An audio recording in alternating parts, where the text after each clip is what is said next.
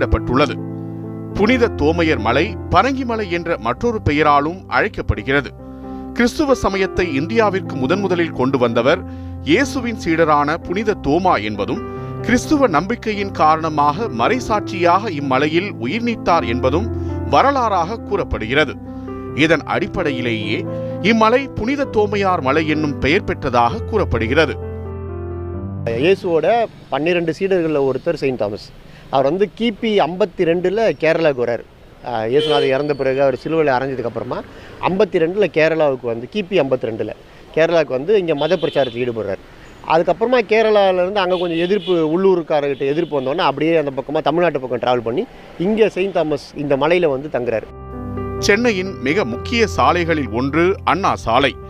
இச்சாலை mount road என்றும் அழைக்கப்படுகிறது. Saint Thomas மவுண்டிற்கு என மற்றும் ஒரு வரலாற்று சிறப்பும் இருக்கிறது. இந்திய